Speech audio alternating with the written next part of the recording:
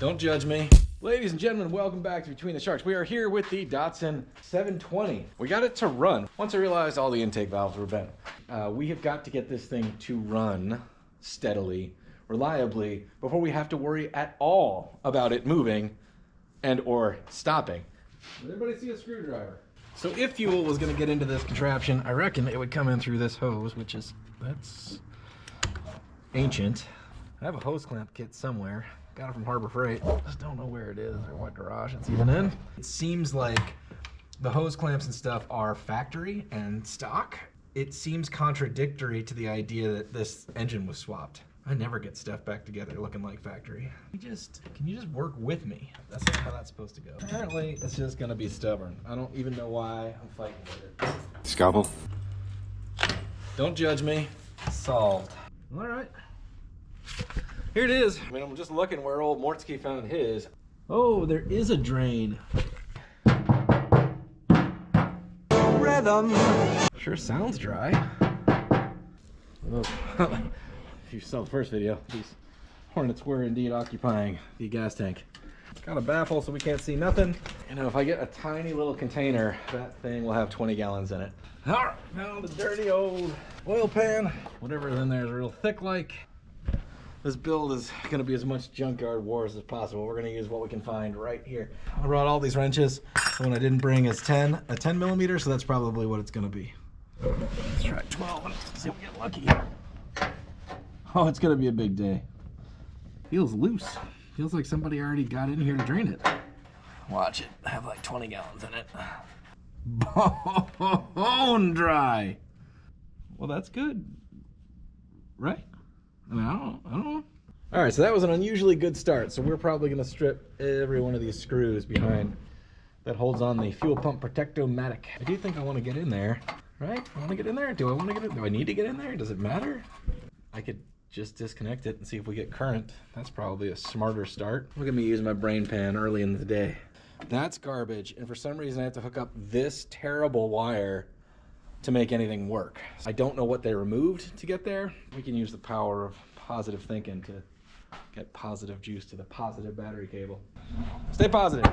Got the ignition switch all torn apart. We're using a screwdriver as a key.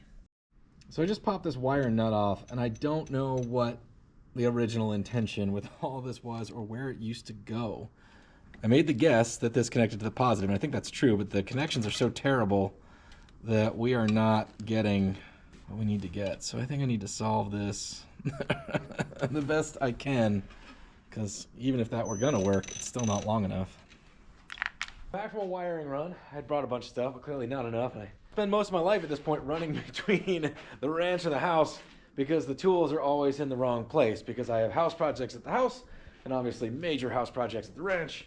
And now we're working on cars in both locations, and I only have one tool set minus everything that I've lost. So we're just gonna make this dumb thing better. I don't know if that makes it dumber. We're gonna do the same dumb, just at a higher quality. So if you're starting to see wire nuts in your car's wiring system, you know Bubba's been there. Now, if you're reinstalling wire nuts in your wiring system, you should look in the mirror and be like, who you calling Bubba? Because this is legitimately a good way to burn the car to the ground.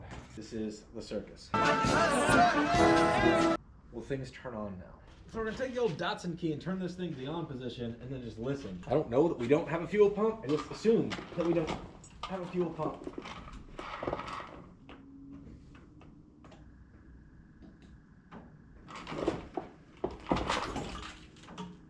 I hear something. I hear it. I gotta turn it off because it's dry. Hurry, hurry, hurry.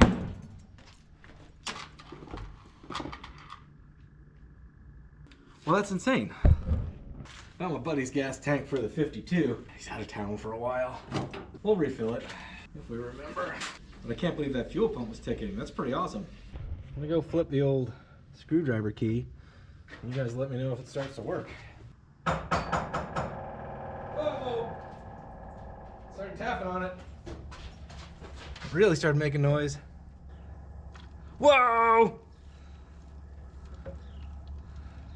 Whoa! You guys can see that, right? Guys, we have fuel. Oh crap, lost my key. Don't let me walk around with stuff, guys. That's awesome. Awesome. Did I spill it all? Nope, shut her off just in time. So first of all, I don't know how long that fuel had been in the container, but that just came out of the gas tank and the fuel line that were pretty dry. Yeah, there's a little bit of old gas in there, but not much. That's crazy to me. The hesitation here, we could rebuild the carburetor, or we could just see if it runs. It feels like just see if the carburetor will run before we rebuild it. Like, we're getting a little bit lucky in a couple of these places, right? I feel like I should pull the exhaust back off and the collector and see if we can make those two become one thing. Because if it runs, we're gonna wanna not just be blowing out the side of the header. Is that the next step? Does anybody know? Is there rules for this? Appears we do have a fuel leak right yonder. So I don't know if you guys can see it, but I can see that it's just a rubber line connection to the steel line. That's also pretty good news. I'm gonna put some lubrication here on these screws that I'm about to strip out. Despite the fact that this vehicle only takes 10 millimeter and a 12 millimeter to work on, I've lost all my 12 millimeters. So we're down to adapting the Harbor Freight tiny drive and putting it on an impact. So when we explode it, we'll know why. Well, it may have taken a sawzall and some shouting to get this out, but so either I'm an idiot or not, but it lines up. So that's great news. Fortunately, I've hacked the exhaust to itty bitty bits. I still wonder if this is maybe a different manifold for a car or something like that. New discoveries. Well, I stripped out one of the screws trying to take the cover off the fuel pump, but I realized one of the reasons this truck looks so gnarly is they've done a body lift on it. I want a monster truck. I don't know what that means for us, but you can see the block right there, and then this body mount right here has gone Wi-Fi, and it is not there. They got like every other one, which is why this truck kind of sits like stink bug in an awesome way. But I don't know what that means for the geometry of everything attached to the truck. I know the steering's hooked up, so I guess they figured that out, but anyway. Bubba surprise. We're just gonna pretend that replacing that one hose clamp and 3-inch section of fuel line didn't take me an hour. And we're gonna move on with our lives and look at more fuel lines that we need to replace. I'm willing to let them leak for now. Am I? I don't know. Let's just, these hose clamps, boy, they're not standing the test of time. And a lot of them have lost their little hose clampiness. Like that thing right there used to have a contraption, what would hold it on to the thing that it needed to hold on to, which I guess used to be this thing. Nobody knows. Nobody knows. All right, 2 hours and 2 fuel lines later, we're gonna go ahead and make some other good decisions and install this crusty old water pump that we pulled off, assuming that it works with a dry gasket. We'll be pulling all this apart, but fortunately, I had to buy 2 timing cover gasket sets because we had to do that twice too, so I got a spare gasket in case we need to go back in and RTV everything. I see that in our future. Dudes, I was rummaging for bolts back here. I do this, and look right there. Do we think this is actually a key to this truck? This was in the cab. After we took the ignition completely apart. I actually don't even know where the lock tumbler cylinder section is. Let's find it and test this key out. That would still be awesome because right now we're using a screwdriver. So key would be mo better. Where did we put it? Moment of truth.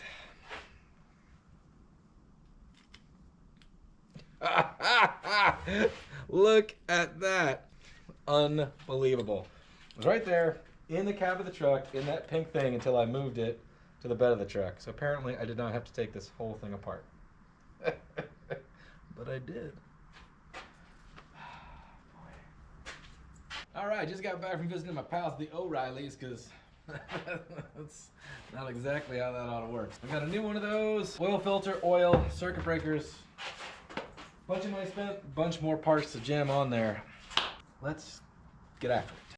So with the old water pump pulley, because you're almost always putting it on kind of blind, pulley's got to go on the nose of the water pump, and the fan's got to go over all that, and everything bolts through. So I always set the water pump so that one of the holes is straight up and down. That at least gives me a fighting chance of fighting it less. So I was debating how lazy I should be and whether I should change the thermostat, which I think goes there, not 100% sure. Then I reached in there and there isn't one. Based on the fact that I took it out of the box and lost it. Oh, here it is. Well, we're back. I don't know where we were. It's freezing and I'm about as organized as a little kid's soccer game. So I got to get my head back on straight. We're going to stop pretending we're better than being the backwoods mechanic that we are. And we're just going to RTV this stuff on. It's going to be perfect. 98% chance we're going to be taking it apart again anyway. See you in the future. All right, never seen this before. What we have is a thermostat with an offset. It is not centered, but there's a vent in it, so we're going to put the vent up so that the air bubblers can get out. All right, well, I got RTV basically everywhere, so hopefully I got a little bit where it needs to be, and in this weather, it'll cure in 38 hours. While I was hunched over here tightening those bolts, I was looking at the belt alignment, and I was like, that's weird. I wonder if this was like a non-AC vehicle, and the pulley is on the engine or different than the pulleys in the AC. It's like, nope, I just messed that up. So my alternator pulley is definitely out of alignment, and should I have started it, it would have gone full ruds. Well, screwing something up, that's par for the course around here. But catching it before we actually blow something up, gold star work. All right, when in doubt, pull everything apart, look at it real close and think real hard at it and figure out how you're doing it wrong. I got a 15-3060 and 15-355. That 5 is the difference in length. Let's put the old belt on because none of this is going to work anyway. Well, neighbor's out there mowing the leaves, which I guess is a good thing because I had to fix his lawnmower for him yesterday, so I'll assume it worked out. We're going to go old school, see if we can make this work.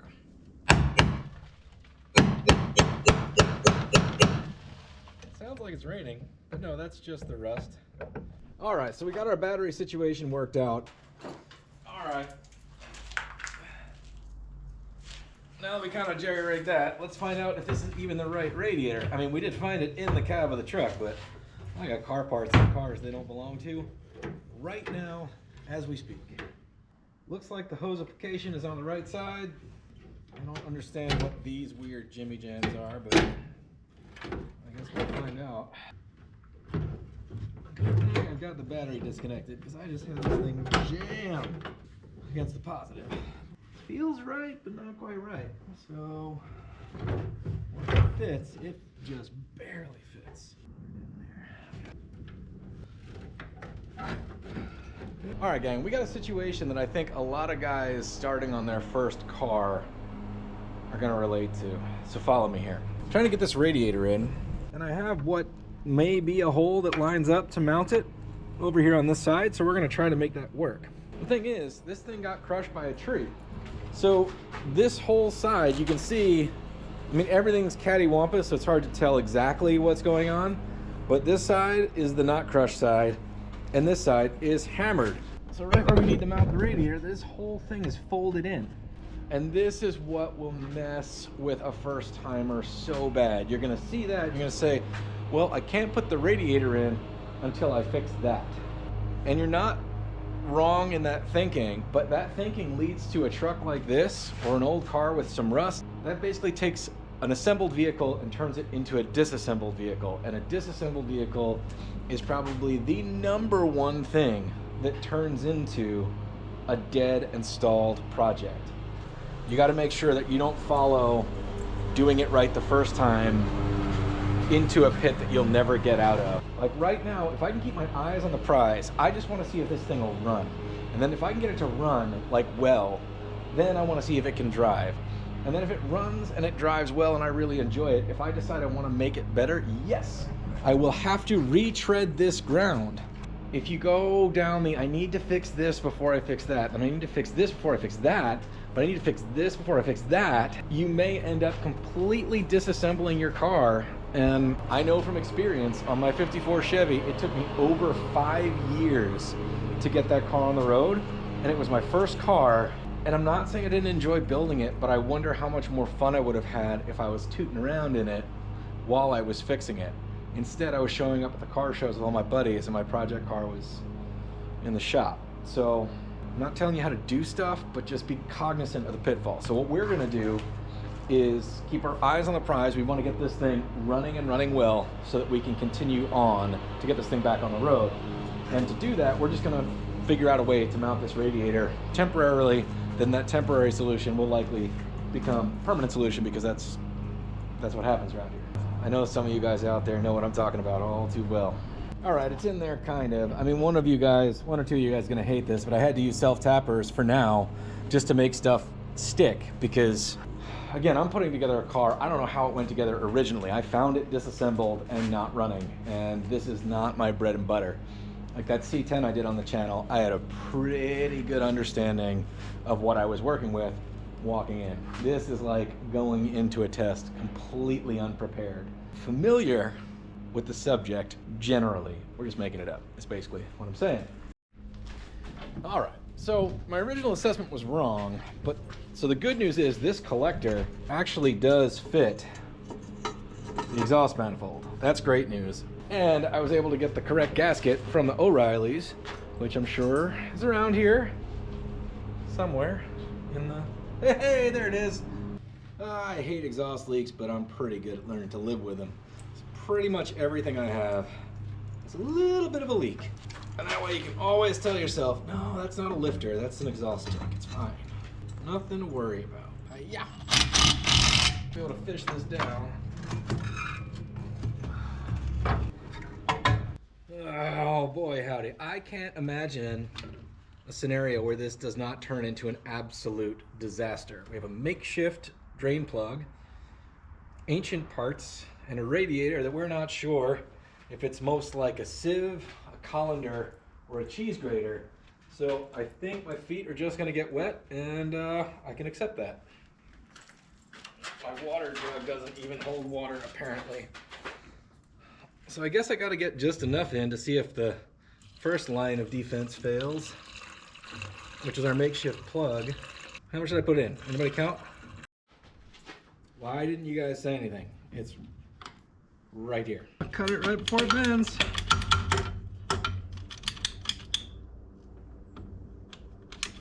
Hope I don't need this, whatever it is. Come on, buddy. Do what I want.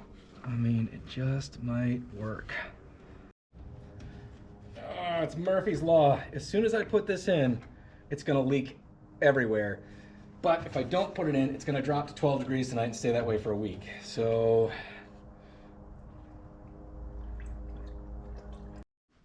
unfortunately, you guys missed it and I can't do it again. But basically, I turned the key on for a second to take a look. There's this fuel pouring straight out of the vents, straight down the carburetor, which is why I did not want to change the oil before I did this. Let's see if the needle and seat is needle and seating. How do these things work? You guys know? All right, so I may be incredibly out of my element because there seems to be no needle and seat, but rather this crazy valve. What? No way. If this is any kind of clue, there's not much fuel in there at all. Oh yeah, okay. So there's no fuel coming in. At all. That'll do it. This is turning out to be a huge pain in the butt. Getting this in its sweet spot is really tricky. So at this point, I've got the key on and I'm just using the battery to connect the fuel pump.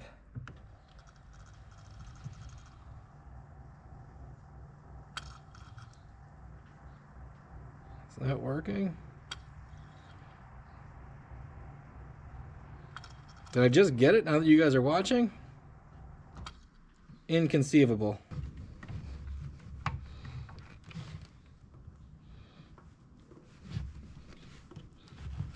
How about now?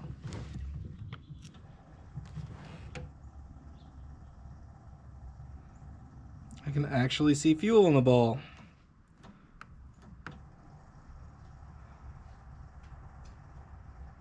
Look at that. Should be halfway up the sight glass. It's to about right there. Also, check this thing out. Yeah.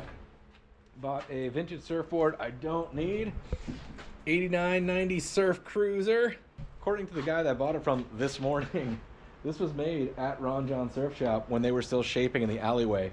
So he bought it new in 89 or 90, he said. Rode it like 5-6 times and sold it to me today for 80 American dollars. Guess he was packing up and moving, but there it is, 610, numbered, number 6127. We'll let it live in here looking rad. That's our first thing with a shark on it for this Between the Sharks extension garage. All right, I think we're ready.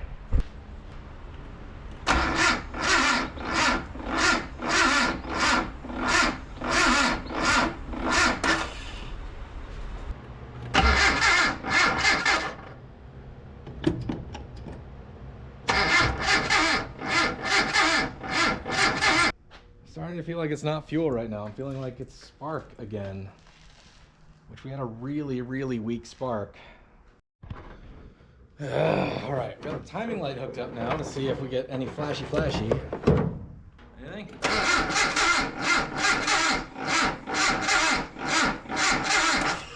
No flashy. Why not? All right, I'm at a loss. The one thing I've changed wiring wise is adding these circuit breakers in. I don't know. I'm gonna bypass those, and in doing so, hopefully we get some spark again. All right, so I got two hypothetical situations. At this point, I bypassed all that stuff and created a big old incendiary device so that at least I know that there's not too much current going through there during the starting process, which there shouldn't be, but let's just pretend that there was. The other thing is, it occurs to me now that when I started it last time, I used my little device. So the key was just in the on position. So there's a slight chance that there is no power to the ignition system while the key is in the start position. Because I just had it on previously and then jumped from the battery to the solenoid to start the engine.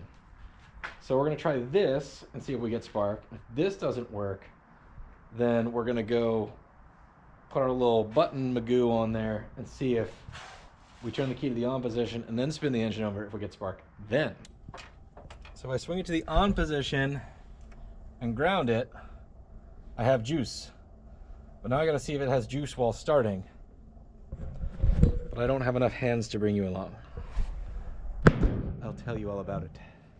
All right, here we go. And we got the test light hooked up too.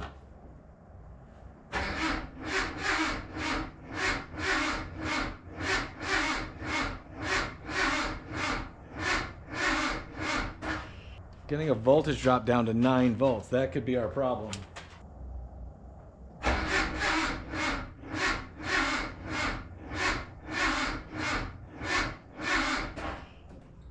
All right, that's dropping to 9 or 10 volts. So fingers crossed, we have a battery issue. All right. I did it.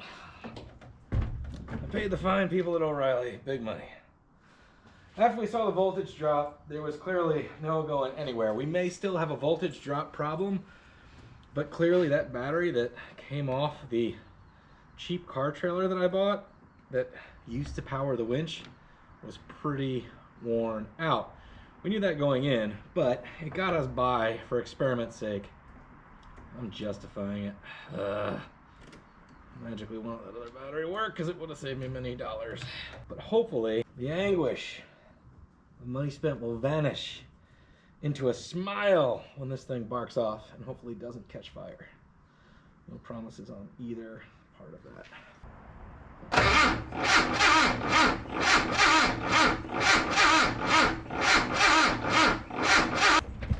That is not what you would expect out of a brand spanking new battery.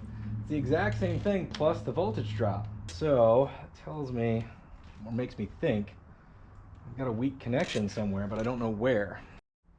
So I just flipped the headlights on. This is another issue. Well, I'm thinking now that could be a body ground problem because it's got a body lift. Ah, boy howdy. Huh. That's claiming the state of charge is only 41% on a brand new battery. Because I don't know what else to do. I hooked our little starter thing back up. That way we can have the key in the on position where we were getting a legit 12 volts to the ignition side. And then if I hit this button, then we'll see something off the timing light.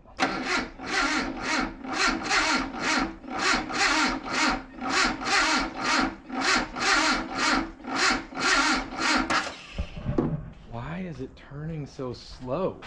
It's a brand new battery. What am I missing? Urgh! I'm starting to wonder if I have a bad ground to the block, maybe? Because this ground cable does not look very good. We're just gonna give it one of these. See if it turns over any faster. I don't know. Try to swap that out, I guess. All right.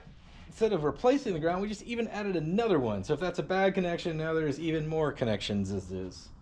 Should it turn over faster? Let's hope so. That's a little more better. A little more better. Still not what you would think from a brand new battery.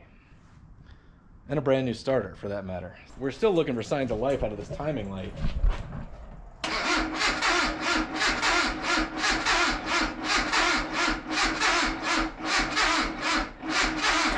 Nada. Why? All right, so I cleaned the coil connections and legitimately hot wired it, and that turned on the fuel pump. So that's its own weird thing. So the connection between that coil and the fuel pump, they're all off one fuse.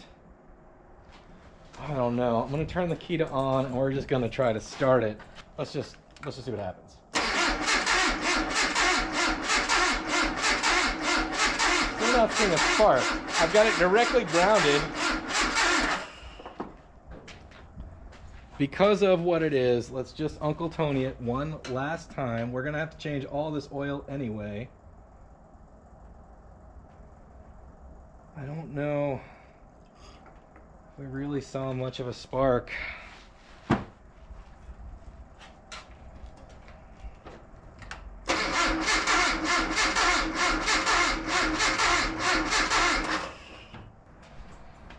I just gotta quit for tonight. I don't know. Guess I'm gonna go study some wiring diagrams or whatever because I am completely lost. Like, what changed? All right, it is early and it is cold and I am frustrated. So I have the shop manual with me and I have to go through the test procedure for everything in the ignition system because I still have no spark. I was thinking about it last time I tested, in the last video when we got it running, I tested for spark and it had the weakest little spark, but somehow it still barked off. I don't know what's changed since then. We need to test everything. So, and eliminate stuff because basically there's an ignition control module in the distributor.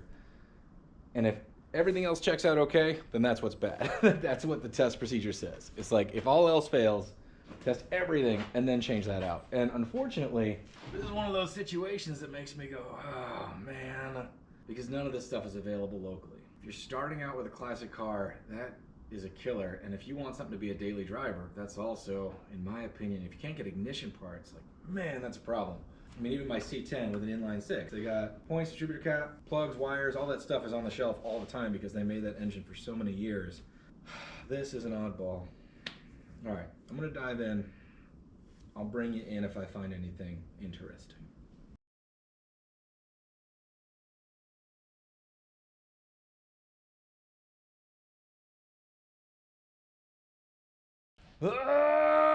Confusion reigns. Everything I've tested checks out. We've got power where we need to have power when we need to have power. So I've checked the coils. I checked the ICM in there the best I can. It's getting power. It's grounded the way it's supposed to. All that stuff. I checked the wires from the coil to the cap. Getting juice where I should be getting juice. I just don't understand. I understand that. I know the plug wires are old and stuff, but the fact that we have zero spark is weird. So we're just gonna, we've got some new testing equipment here. I brought my little spark jumpifier. I'm gonna try that out. Maybe she'll just bark off today. I don't really understand what the situation is. I don't know why we have no spark. I don't know why we didn't have much of a spark last time. Fire in the hole.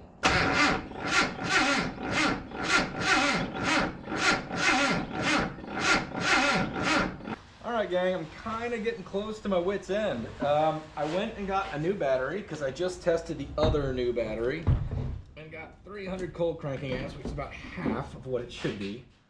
My best guess right now is that the engine is not turning over fast enough for the magnetic coil to get a reading to tell the thing to do the sparks, because I don't have a clue as to what else it could possibly be. It ran last week and now it no run. All right, brand new battery. We're gonna go ahead and test it right out the gate, because now we're using book smarts and science, because our Bubba techniques just aren't doing nothing. 100% test value, 638 cold cranking amps.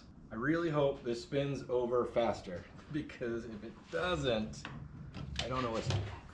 Also, this top-down battery jump pack is great, but its testing capability is awesome.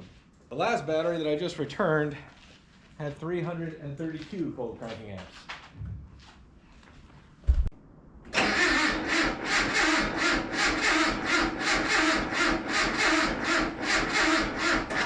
So apparently one of the benefits of documenting everything is I watched the video when we got it running and it wasn't turning over any faster. So decided to dump the old gas, put in some fresh gas, and we'll Uncle Tony it one more time. See if fresh gas makes a difference. Should, maybe, I don't know. I don't know how it's gonna magically make a spark happen, but it'll do better with a weak spark. Come on, baby.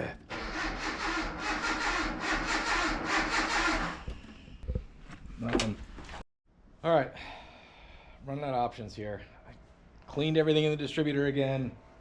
Now I have a wire coming from this coil to this spark plug that I pulled out of #1 exhaust side, cleaned it, and now I'm just resting it on the head. If this thing doesn't spark coming straight out of the coil, then we're just gonna have to, I don't know what we're gonna do.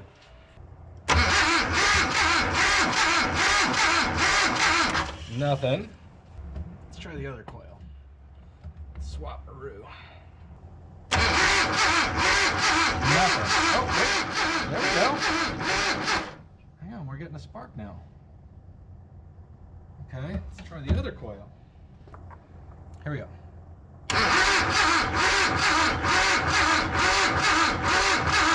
Nothing. Okay.